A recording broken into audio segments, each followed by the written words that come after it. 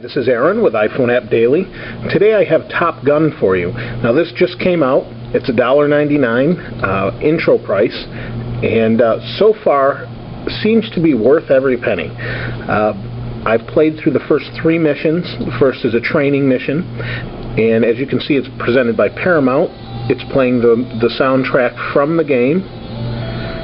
This is the Top Gun anthem, and as you can see, it's a little bit jittery because I'm holding it the way you have to play it.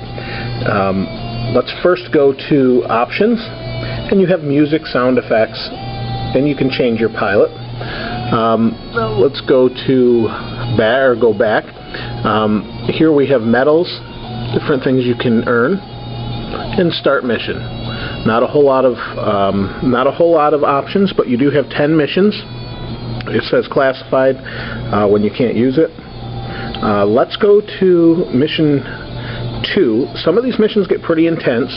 Kind of combines the storyline of your own along with, you do put in a call sign, and it combines your own story along with that of Maverick and Iceman from the movie. So I'll just go through the text real quick. And as you can see, it's loading. And that's the song Danger Zone. So it does play a lot of the songs from the actual soundtrack.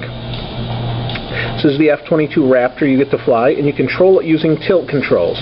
Now, it doesn't look like it's very sensitive, but you do have to get used to the movement on the screen. You tilt down to go, or you tilt up to go down, down to go up, like you would on a joystick. Here's your guns, Gatling guns. You want to stay out of that zone. And here's your fire for missiles. And you can see you lock on just by flying over it, and we fire. It handles a lot of action with no slowdown. You do need to stay out of those zones. Now, the only thing that's a little bit inaccurate, if you're into planes, that sort of thing, is the F-22 is not a carrier-based plane. That's just a peeve of mine because I have always been into air shows and different things like that. And just knowing different aircraft, but obviously it doesn't deter from the fun of the game. It's very arcadey. You can see it's a lot of action. You got to stay out of these zones or you get hit by missiles. All while taking out these other planes. You can use your guns. It's a little bit more difficult. And you can see I just got hit. Down at the bottom here are how many times you can get hit. So I'll play through this mission if I can get through it. You can recalibrate. In the middle, you hit the pause button, and it brings you out to here.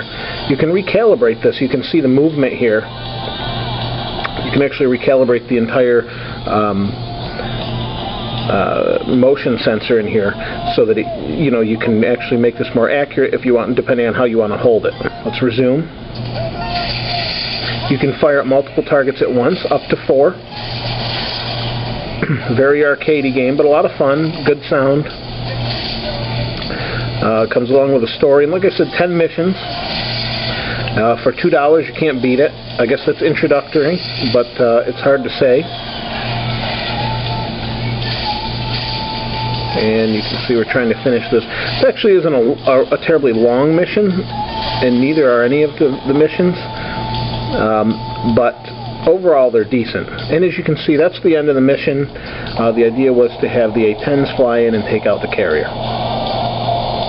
So not a whole lot of change to the game. You do continue to fly the F-22 Raptor, but it's a lot of fun. I didn't like it at first, so give it some time.